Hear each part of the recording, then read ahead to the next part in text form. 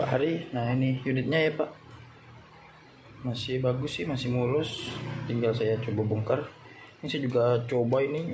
Wah, keras banget ini, keras banget ini, tangan satu nggak bakalan kuat ini nekannya. Nah saya aja yang biasa ini pegel ini, sampai lecet itu, terlalu keras ini. Nanti coba kita bongkar Pak ya, kita lihat seperti apa spring hammernya atau per ininya, barelnya. A few moments later.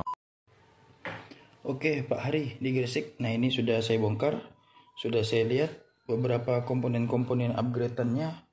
Ada sebagian yang saya bilang sudah bagus, dan ada beberapa bagian juga yang kurang, dan setelannya atau hitung-hitungannya rada kurang kalau menurut saya ya. Yang pertama saya lihat tadi di chambernya ini sudah pakai jarum penusuk yang big hole. Sebenarnya kalau menurut saya pribadi sih nggak perlu juga sih kalau pakai yang ukuran besar gini, karena kan untuk gas CO2 ini dia selain gas dia juga ada oil ya di dalamnya.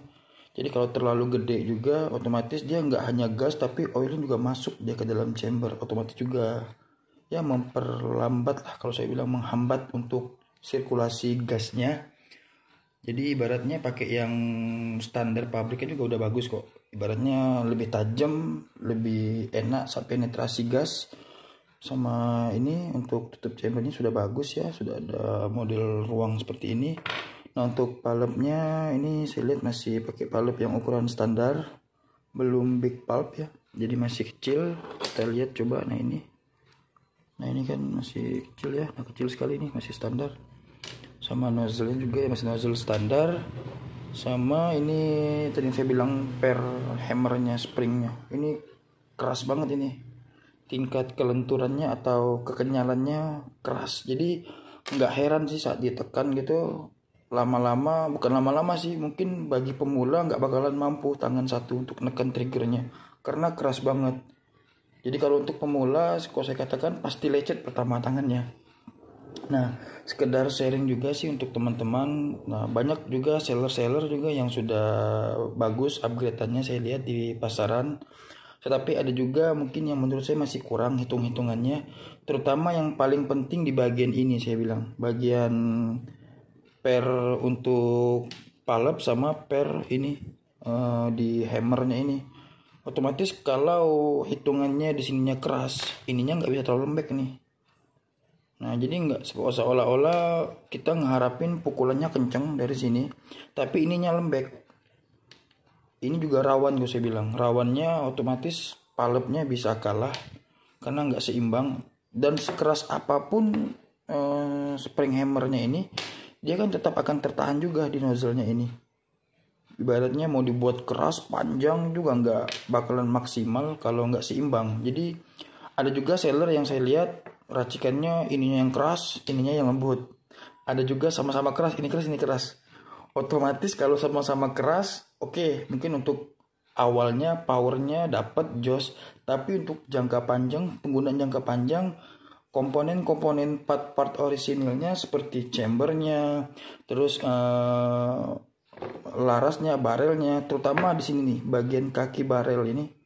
Nah, ini yang paling sering terjadi rentan kerusakan kalau pernya terlalu keras. Nah, bagian sini ini dia akan cekung ke dalam gitu, haus ya, karena ketarik sama trigger.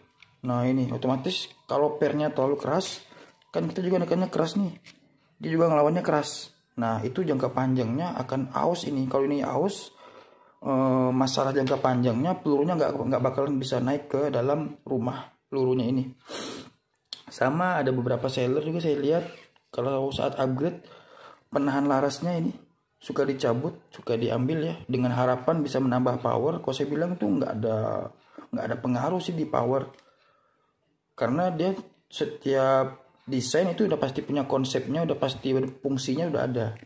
Nah ini dicabut nggak ada pengaruh ini, malah ini penting kalau saya bilang, karena dia akan menahan laju laras ke dalam, ke belakang biar seimbang.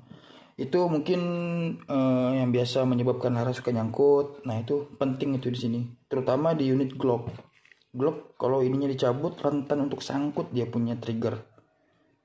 Paling itu aja sih, sekedar sharing. Nah ini untuk Pak Hari, nanti saya coba upgrade ulang lagi Pak ya, yang lebih maksimal lagi dari racikan ini, dan yang pasti triggernya nggak akan sekeras ini lagi ya.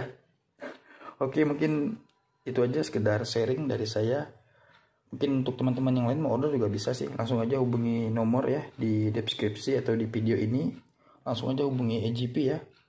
Oke, thank you, saya kerjakan dulu Pak Hari.